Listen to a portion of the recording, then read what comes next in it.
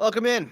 It's a Clippers Talk Live. I'm Adam Osland, doing it from the iHeart Radio studios. Tonight, Clippers on the second half of a back-to-back. They're taking on the Minnesota Timberwolves, but I still have more to say about the 127-105 victory over the Portland Trail Blazers from last night, including some post-game audio from Jordan Miller and Norman Powell. Specifically Jordan Miller, who's about to get a much greater opportunity. Unfortunately, Terrence Mann looks like he could be out for weeks because he has a fractured left middle finger. As I wait for people to get into the chat here, Mio is in. He was first. Way to go.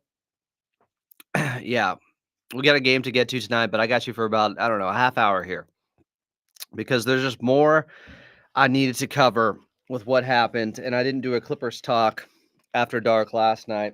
Sorry if I let you guys down or if I made you stay up to see if we were going to do one. But in a little bit, we're going to play some sound from Jordan Miller post-game, as this is going to be the biggest stretch of his young career so far, where he has a chance to make his case for why you can never take him out of the rotation, for why no matter if the Clippers are fully healthy, that this is somebody that has to play. 3 dozen says second. Mike Dang says third here. A couple of notes from last night's game that I didn't get to. Anthony Simons ended up with, I want to say, just 7 points. That was an incredible defensive effort on him, and most of it was done by Chris Dunn. Chris Dunn actually matched his scoring output. He had 7 points himself, including a three-pointer. That's a big shot for him because I think going into that game, he was 11 for his last 41 from the outside. He went 1 of 2 from 3. Dunn also 3 of 6 overall to get to those 7 points, plus 2 steals and 3 assists and 2 boards. But the impact and what he did defensively on Anthony Simons, who was 2 for 11, magnificent. This is first team all defense type of stuff, as Patrick Beverley used to wave up the number 1 finger, not like he was Mutombo, but he was trying to say first team all defense. That's what Chris Dunn has been doing. And he only played 20 minutes last night, so I expect him to play a few more tonight. Simons 0 of 6 from 3, 2 of 11 from the field.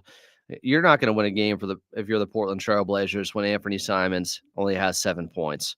That's just near impossible for a team that overall now they're 8-14 on the season. What else we got in here? Alex Webb said, feel bad for T-Man. He was starting to form into shape and play well. Time to put Ant in the dungeon. Yeah. Well, Ant, I think, went 7 of 21 last time out. We'll preview that game a little bit with Clippers taking on Minnesota tonight, second game of a back-to-back. But, yeah, I'm gutted for T-Man because he was just starting to put it together. Like Clippers luck. He just had his best game of the season, the 15-point game against Denver, and it was carrying over into the game last night against Portland. I thought Terrence Mann looked confident, decisive, knocked down a three-pointer, had that nice reverse layup off the no-look pass from Jordan Miller. The Clippers, though, put this game away early in the fourth quarter when they got up by 21 and then up by 26. James Harden rests the final 9:30 of the game after that run that they went on where they kept him out there to start the fourth quarter. Norman Powell set the final 6 minutes and 38 seconds of the game. The Clippers led by as many as 26. Amir Coffey had 16 points in the fourth quarter and just could not miss from the outside. The Clippers, until the final 3:30 of the game, they were shooting 60% from the field until about 3:30 left. So garbage time. Unbelievable shooting. The last 2 games now, Clippers go 19 of 37 from 3 in this one, and they hit 18 3-pointers against the Denver Nuggets on Sunday night. So I want to see what their shooting was combined in these 2 games since Norman Powell has come back. Remember, I've been pointing out this stat, but in the 6 games without him, where they were still 4-2, they only shot 33% from 3. So we got one game where they go 18 of 39. That would be against the Denver Nuggets. And then another game where they go 19 of 37. So they're getting more shots up. Let's see here. 76. Uh, they're getting more shots up, and they're showing that, well, they're shooting 49% from three over the last 2 games. I believe they're 37 for 76. That is the Norman Powell effect. Some of it is still hot shooting, but they're getting better looks out there, which leads to more makes. Better ball movement also, because you get the defense in rotation because you got so many shooters out there and guys who can knock it down. Norman Powell, of course, 5 of 7 last night from three after against Denver going 5 of 8. So he is 10 for his last 15 from three. And on the season now, guys, I got to get to some numbers here because Norman Powell is shooting 51% just about from distance. He's getting 24 points per game. Amir Coffey is almost at 44% from three now after what happened last night. He almost went up 2% from distance after he was 5 of 7 from three. Just, if they can get their 3-point shooting really unlocked here and just become much more efficient there, where it had dropped over the 6 games without Norman Powell, that is a huge move for this Clippers team. Let's see. They went from, I think, 13th 2 games ago before Norman Powell returned in 3-point shooting to now being 7th. They're at 37.8% from three after, of course, 2 games where they almost combined to shoot 50% on high volume too. All right. Let's hear from Norman Powell. Excuse me. You know what? Before Norman Powell, no, I will go to Norman Powell first. He had 30. He had 30 in just 25 minutes. And here he was post-game speaking with the media. Thank you. That wasn't a question, it was a statement, so I let it slide.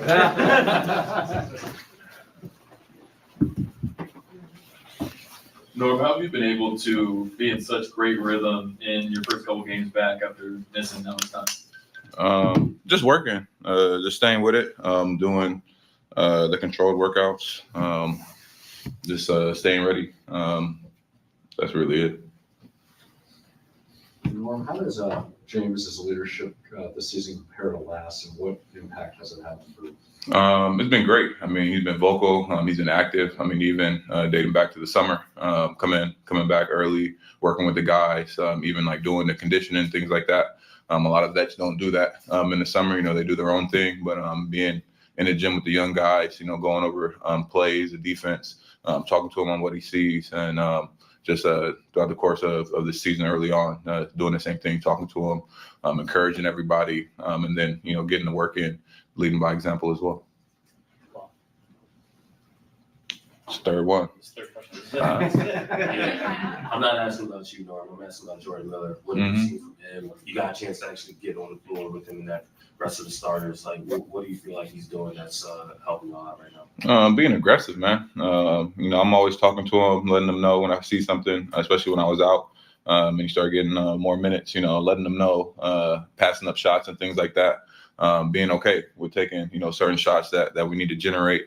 And he's a great 3-point shooter. He's a great guy that can get to the paint, finish, draw foul, so he can move the scoreboard really well. So he's been tremendous, taking everything in, being a sponge, talking to me, talking to James, talking to the coaches, and putting the work in and just going out there and playing with confidence. I'm always talking to him on what I see, and he's just been a great young dude, and love to see him successful out there on the floor. And I tell him to shoot more threes. He only got one up today, so I'm gonna talk to him about it tomorrow. But he's a great young dude that is taking advantage of his opportunity. What do you guys hear from Jordan Miller? This is great to hear from his vet in Norman Powell. He's taking him under his wing, but you're gonna hear from Jordan Miller in just a bit. Thanks, Norm. Appreciate it, Norm. Oh, I was just kidding, but all right. Wait, he's done? No. Oh no, he's gonna come back. No, what? Can you just talk about the chemistry of the team real quick? The chemistry. How y'all been able to come together so far? Norm gets up from the podium thinking it was over and he could bounce, but he's smiling and he's coming back now. The chemistry's been good. Like I said, I think the summer work has really carried over. Starting back from summer league, guys coming in, the new guys especially, putting their faces out there, talking to everybody. I think just from there, it's been carried over. Like James said last game, just how we communicate and interact with each other off the court, on the court. On the road trips, on the plane, there's a lot of joking, laughing. And that's bonding. That's building. So when you get on the court, nobody has an ego. Everybody's coachable from top to bottom. If James gives up something, I'm talking to him. KD's talking to him. If I'm in the wrong, having an open ear so we can all be better. We got a goal in mind, and it's going to take everybody helping one another when there's lapses. It's a long season. Everybody's going to be great every game, but it's all about picking that next man up, and everybody from the coaches, from the players, from the organization front office, doing a great job of pulling everybody along. Wow. I might have to hear that again. I know this team is close-knit group. They play for one another. They're rooting for the guy next to them. They can communicate, call a guy out when he's not playing well, but that is a really strong statement about the team unity going on. It has really carried over, starting back from summer. The chemistry's been good. Like I said, I think the summer work has really carried over. Starting back from summer league, guys coming in, the new guys especially, putting their faces out there, talking to everybody. I think just from there, it's been carried over. Like James said last game, just how we communicate and interact with each other off the court, on the court. On the road trips, on the plane, there's a lot of joking, laughing, and that's bonding. That's building. So when you get on the court, nobody has an ego. Everybody's coachable from top to bottom. If James gives up something, I'm talking to him. KD's talking to him. If I'm in the wrong, having an open ear so we can. I mean, listen to that. James gives up something. Norman Powell can check him on it. Like, that's what it takes. Nobody has an ego. Everybody's coachable from top to bottom. If James gives up something, I'm talking to him. KD's talking to him. If I'm in the wrong, having an open ear so we can all be better. We got a goal in mind, and it's going to take everybody helping one another when there's lapses. It's a long season. Everybody's going to be great every game, but it's all about picking that next man up, and everybody from the coaches, from the players, from the organization front office, doing a great job of pulling everybody along. Guys aren't afraid of stepping on each other's toes. Guys aren't walking on eggshells around each other. In contrast to what we heard from Anthony Edwards recently, which may have turned things around for the Minnesota Timberwolves. It's only been 2 games since he made that statement about how they were soft and how guys won't talk to one another. This is a team that is not afraid to hold everybody accountable, to hold the guy next to them accountable. I love hearing this from Norman Powell. Oh, yeah. Now he's gone?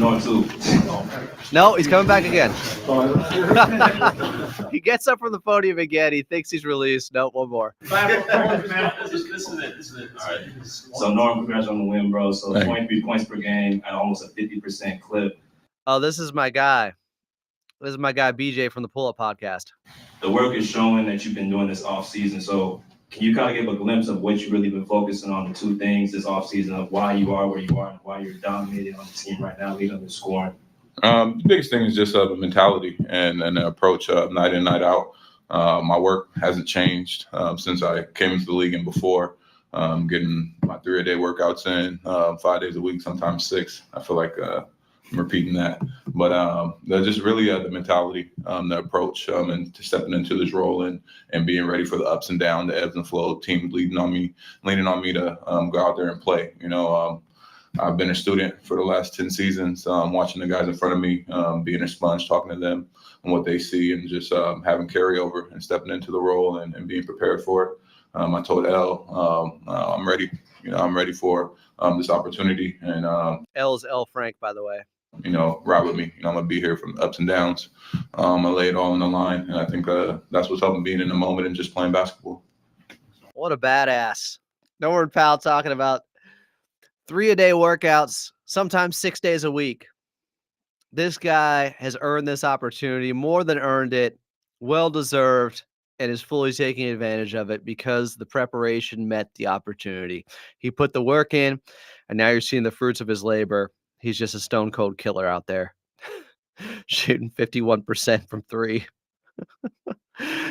He should be an all-star with the numbers he's putting up right now. He's only played in 17 games so far because he missed 6, so we'll see how things go. But most improved player at the minimum, he has to be in that conversation, guys. All right, let's hear from Jordan Miller now. Post game last night, after I felt like he had close to his best game. I know it wasn't his best game scoring wise. He's had a 15-point game so far, but it's not just about the points. I think against Aaron Gordon and what he did against Denver, with getting a couple of buckets on him and just showing that float game from Jordan Miller is here to stay. It's not going anywhere. I was listening to Dime Dropper earlier. He made a good point about his balance. The way he's able to stay upright and stay balanced and get his shot off no matter what the defense is doing in the paint against him is really unique. And we were trying to find a comp for Jordan Miller, and it's just it's difficult to find because it's the push shot, it's the floater, it's from 5 to 9 feet out. It's just the sweet touch around the basket where he's seemingly always getting it to fall. And when he misses, you're almost in shock right now. It just feels automatic from him. And he can do it in traffic. And I think that's what makes him really special. But I think it's also his character. And like Norman Powell, he has a very strong work ethic. And you're going to hear from him post game. And I just love the basketball IQ, how articulate he is. He says something here that I've never thought about before in the game of basketball and what the difference can be for guys on the defensive end and why. Like, it is illuminating. He just says some really interesting stuff. Here's Jordan Poole. Jordan Miller. Why am I still tired? Jordan Miller post game after the Clippers win over the Blazers last night. Jordan, another solid game for you. Obviously playing, I think you were the first one off the bench today. Where's that confidence level at for you right now? Getting more and more rotation minutes, bigger minutes, the key guys? Yeah, it's definitely going in the right direction. Tonight I wanted to be a lot better defensively. That's the whole thing with me. Just being, aggressive and solid defensively. He did get beat up a little bit. There were 3 plays that come to mind where they went at him, hunted him out, and guys turned the corner on him to get to the basket for some layups. But I still don't think he's a bad defender. I understand the point of emphasis of if you play defense, you can stay on the court with this Clippers team. I just think there's this misconception that Jordan Miller is a bad defender. He's not. At every level, he has not been a liability on the defensive end. The NBA level is different, of course. You got to prove it now here. But the track record isn't, this guy can score really well, but he's a liability on the defensive end. That's not what it is or has been with Jordan Miller. So I think overall his defense has been solid. And this just comes with experience, right? Like for me, I did 5 years of college, not to go way back, but at that moment in my career, like I kind of knew what to expect. And now, this kind of technically being my first season in the actual NBA, just getting used to what offenses teams run and stuff like that. So I can kind of predict what's coming versus just being reactive. That's what I've never thought about before. Listen to this again. Just getting used to what offenses teams run and stuff like that. So I can kind of predict what's coming versus just being reactive. I mean, that's a huge part of defense, but it's not something that's been top of mind for me because often you think of effort, you think of just being able to stay with your man, but there's another side to it. The real advantage is knowing what play is going to be run, and therefore you can stay a step ahead that way. That's what Jordan Miller is talking about here. That's really interesting. In the actual NBA, just getting used to what offenses teams run and stuff like that, so I can kind of predict what's coming versus just being reactive. So experience is just going to help, and that comes with just playing. So I'm happy. I'm not satisfied, and just trying to build on it. That's something you said to us similar to Summer League, where you said you got to go with a guaranteed contract, not satisfied. From there to now, how have you processed the ramp up in your role and just critically you've been to this team so far. Yeah, I mean, I haven't really had time to process it, right? But again, it just kind of comes back to, everybody playing any professional sport, right? When you're not playing and you're new, you never know when your number is going to be called. So the work I do outside of games just prepares me for moments like this, and I try to build on it. We don't have necessarily a complete healthy team. So that's just more opportunity for me. And, I'm just trying to, make it hard for when everybody's healthy to keep me off the floor. That's it right there. That's it. Did you hear that last part? Team. So that's just more opportunity for me. And First, he says we don't have a completely healthy team, so that's more opportunity for me. Then he says this. And, I'm just trying to, make it hard for when everybody's healthy to keep me off the floor. I'm just trying to make it hard for when everybody's healthy to keep me off the floor. That's it. That's what has to happen. That is what this opportunity that has opened up, unfortunately, because Terrence Mann is going to be out probably for a couple of weeks with that broken left middle finger.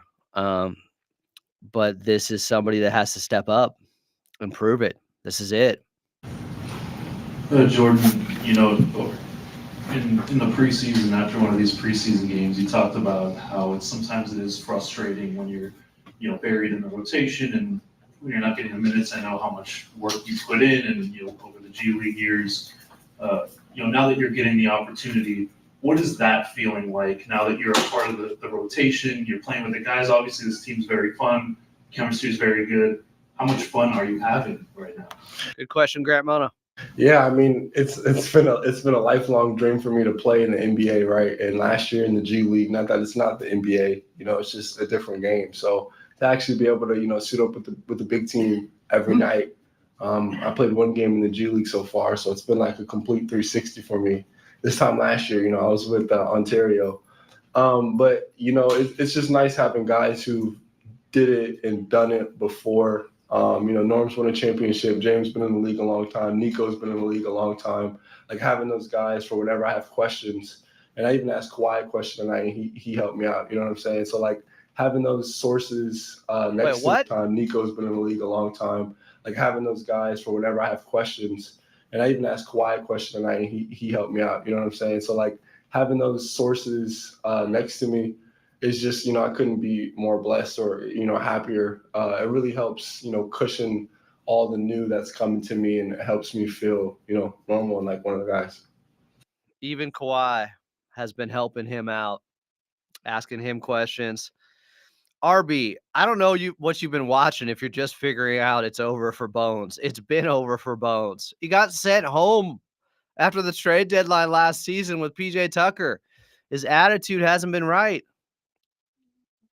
It sucks, but I expected this point.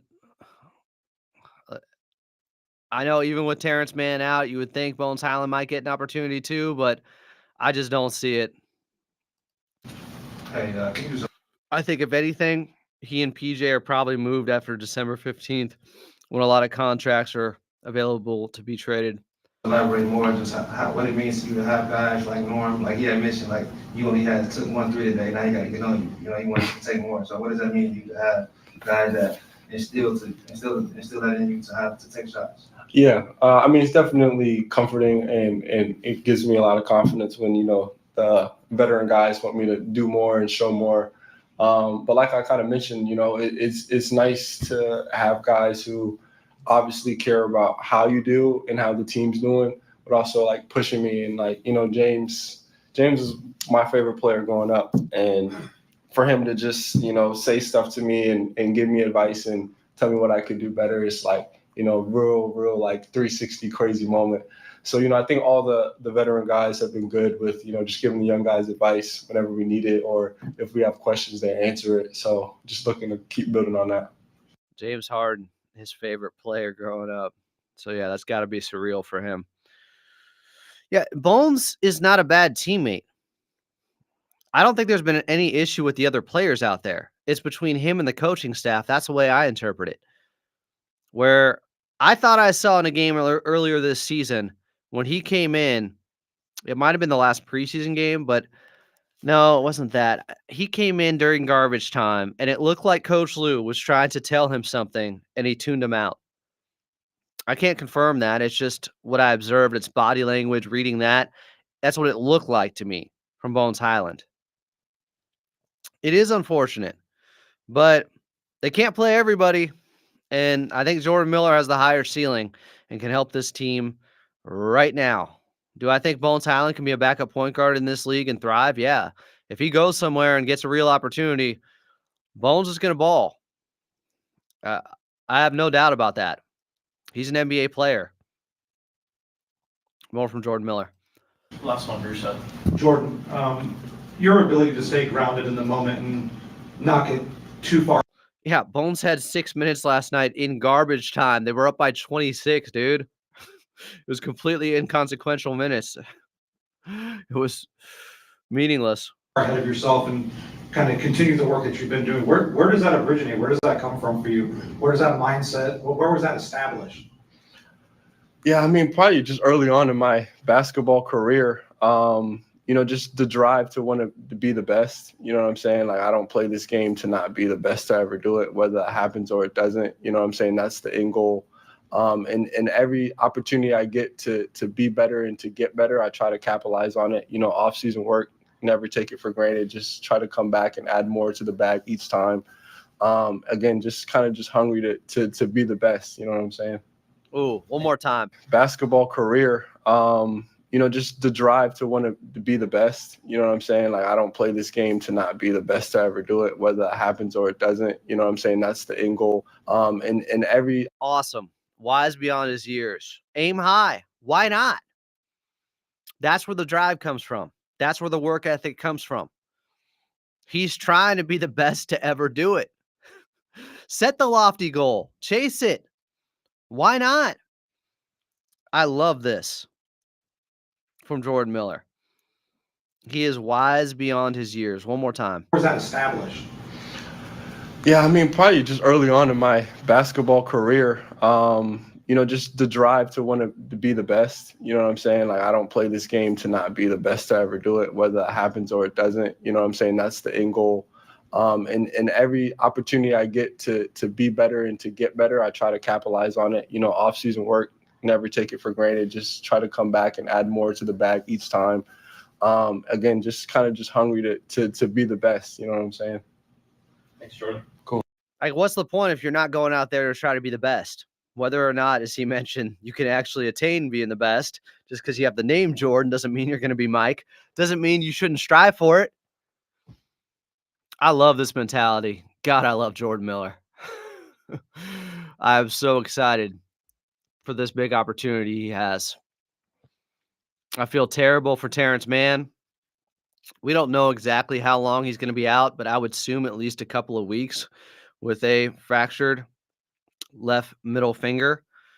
I'm checking Law Murray right now to see if he has anything on this, but you got to love everything you're hearing from Jordan Miller.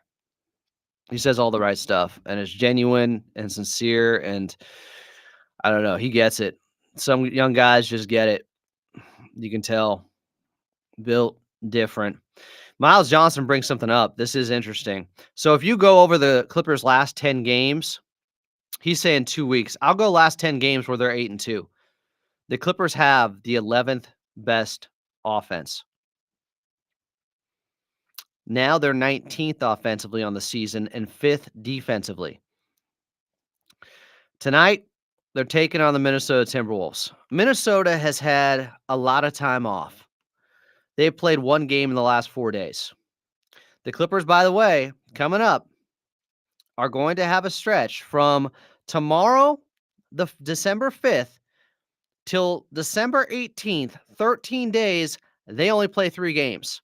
Houston, at Denver, makeup game because they didn't make the knockout round, and then against Utah. Those are their 3 games in 13 days. I brought it up the other day on Clips and Dip. The guys couldn't believe me to the point where I was like, yeah, maybe that's not right. It doesn't sound right. 3 in 13 days? It's unbelievable. It's coming at just the right time. Heal up, T-Man. But the Minnesota Timberwolves just got back-to-back victories over the LA teams. First, the Clippers Friday night, the 93-92 win, where the Clippers led by 4 with about 4 minutes left and went 1 for 6 down the stretch. Had, I think, 3 turnovers. Chris Dunn, of course, people were harping on him post-game. I thought a lot of it was over the top, out of line. They were saying trade Chris Dunn because he had a bad turnover to Anthony Edwards where he was trying to get it to KPJ in the backcourt, and Ant just took it away and dunked it. And then he had the turnover after he got to a rebound he probably shouldn't have been able to get to over Rudy Gobert, where he slipped on the floor. There's nothing you can do about that. Chris Dunn, again, leads them in the plus-minus. Do I need to bring this up again? He's definitely going to be my player to watch tonight. I'm going to tell you that right now, because I'm sure he felt like he hurt them in that game, even though they have no shot without him to begin with because of the defense he was playing on Anthony Edwards, where when he was the primary defender, Ant didn't want a part of him. Ant ended up 7 for 21. 21 points on 21 shots. Not exactly efficient out there. Yeah, it is ridiculous. The amount of guys that were saying, get rid of Chris Dunn. It was gross. I was offended.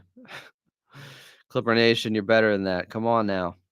So let me give you, as we're now, what are we, 23 games in?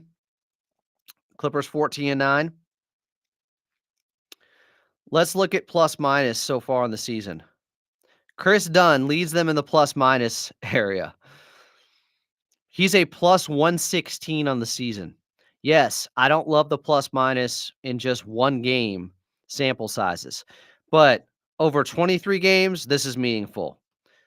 He leads them in the plus-minus, 116. The next closest guy is Big Zoo at 104. Makes sense. Then Batum, James Harden, Amir, Derek Jones Jr., Norman Powell. Norman's missed games, so that's going to hurt his overall total plus-minus. Chris Dunn has been a godsend for this Clippers team. And shout out Dr. Shapp. He's been saying it for years. Chris Dunn is like this defensively. If you knew him in college, you never would have expected this, by the way. At Providence, he was a scorer, a slasher. Now he's a defensive specialist, an elite perimeter defender. The way he cheats off of guys to help double or to crash passing lanes and then recover, it's spectacular. I think he might be the best perimeter defender in LA Clippers history, guys.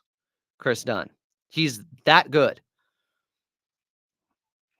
He just has to get to enough minutes or games where he plays at least 25 minutes to make an all-defensive team. And I don't know if he's going to be able to get there. But when he's on the court, I don't know if there's 3 guys better than him on the perimeter in the NBA. I don't. His three-point percentage just went down really over the past week, where he came into last night's game 11 for his last 41 after he was shooting over 40% from 3. So it careened recently, his three-point percentage. But it doesn't even matter. Like, he's still by far net positive, even if he's not hitting shots. Last night, he also got his patented floater to go. He's got some float game to him, too.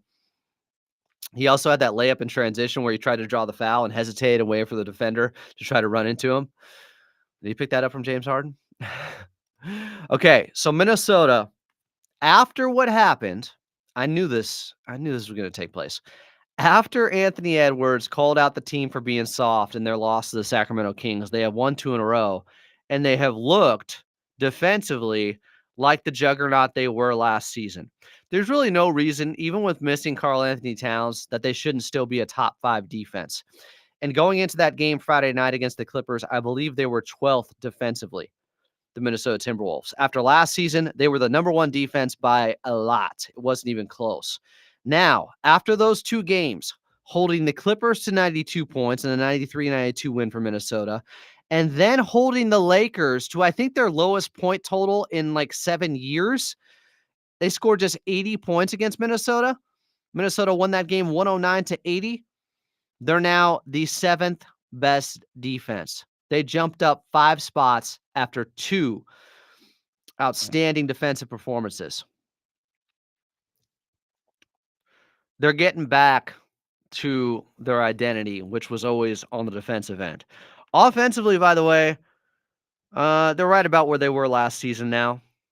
They're 16th. They were 17th last season. They were better than that before the last 2 games, but, sometimes you focus in on one thing, there's slippage on the other side.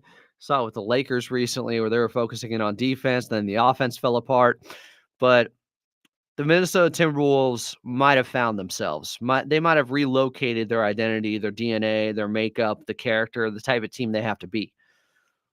So they're dangerous, especially because they had yesterday off and they have played 1 game in the last 4 days. Meanwhile, the Clippers are on the second night of a back-to-back. Minnesota is going to be a problem tonight. But it starts with Chris Dunn to me. If he can slow down Anthony Edwards again, he and Derek Jones in the starting lineup, that's what we need to see. That's the head of the snake for them. I'm excited for tonight's ball game because the Clippers have another chance for revenge before they have another one on Sunday against the Houston Rockets, who have beaten them twice. But man, if the Clippers could get to 15-9, what are we talking about here? Let's check the standings. Last night when I went to bed, the Clippers were 5th, so they should still be there in the West. It's too close. You can't take a lot out of it. You lose a couple of games and you could drop out of the play-in. Things are that bunched up and tight in the Western Conference. But yeah, they're in the 5th seed currently, 3 games back of the OKC Thunder, who are at the top of the West. Houston 2nd. Minnesota is 11th, so they're 10-10. But it looks like they're starting to turn things around in the area they had to get back to playing defense. That's what concerns me so much about this game. They're figuring it out. They're turning a corner here, the Minnesota Timberwolves, because that's what it comes down to. And in that first game against the Clippers, that the Clippers easily could have won, even though they only scored 92 points. Minnesota only had 93. That's why their offensive rating dropped down. They had a couple of somewhat outlier shooting performances. Mike Conley went 3 of 5 from 3. I understand he's a Clippers killer. He can do this against them. He went 3 of 5 from 3 after he had been shooting it very poorly on the season. And so did Dante DiVincenzo. He went 3 of 5 from 3. And he's been miserable so far. But then against the Lakers, Minnesota blows them out. And I want to check on some of their shooting in this game. They only scored 109 points, but they held the Lakers to 80. AD was 4 of 14. LeBron was 4 of 16. LeBron has missed 19 straight three-pointers. People are, counting on his demise. Is this the end of LeBron? Is he washed? Is he done? The reports of his demise have been greatly exaggerated. I don't think he's done. They're in Miami tonight. But Anthony Edwards scored just 8 points in that game against the Lakers, and they won 109-80. Ant was 3 of 13. He was bad. He was a +1 in a game they won by 29. That's miserable. In fact, he had the worst plus-minus out of anyone on the Minnesota Timberwolves. He shot 3 of 13. So he's going to come out firing, looking to get right and bounce back with a big offensive performance tonight against the Clippers after they held him to 7 of 21 shooting. But they went 15 of 35 from 3 too. They shot it well in that game. Mike Conley hit 3 3-pointers. Julius Randle hit a couple. Dante DiVincenzo hit 3 again. He and Mike Conley shot the exact same from 3, just like they did against the Clippers. 3 of 6 this time for both of them. That worries me. I don't like it. But the Clippers got enough rest. I wish they could have kept James Harden under 30 minutes, but nobody played more than 32. That would be James Harden in that game. Big RR64 says the Western Conference is brutal. Yes, it is. Rock brings up an interesting point. Interested to see how Zubats looks this time against Gobert. Not seeing a lot of the offensive confidence that he had against Boston in mini games. Hope we can get him back in rhythm with Norm back. I agree with you. Ivica Zubats the last couple of games has struggled from the field, but he had 16 and 13 against Minnesota on Friday night. And he still had, 5 assists against Denver. Last night, though, not his best. DeAndre Ayton got the best of him, you could say. I think Mo Bamba outplayed Ivica Zubac with what he did in the 6 minutes in the third quarter. Bamba was awesome. 3 blocks, couple of steals. The defensive intensity was very prevalent. The defense turns me on. Bunit said, when Kawhi is back, we are going to embarrass teams on both sides of the court. They already are doing so. What happened to Anthony Simons last night, guys, is embarrassing for an NBA player. To get clamped like that. Anthony Simons is one of the tougher guys to stop. And Dunn just completely made him look like a rookie again. Bastian Schweinsteiger said massacre tonight. Schweinsteiger's always wrong, though. At Minnesota was a scheduled loss. They are a bad team. They will be run out of the gym tonight. Remember, Bastian Schweinsteiger is the guy that said they would beat up on Boston. He's just always wrong and says ridiculous stuff like this. So now I feel even worse about the game. You're back in timeout because you never owned being wrong about Boston after they crushed the Clippers and you came into it saying they were frauds. What else do we got? People want to talk about LeBron. I think I got to get out of here and get ready. Yes, I do. Appreciate you guys.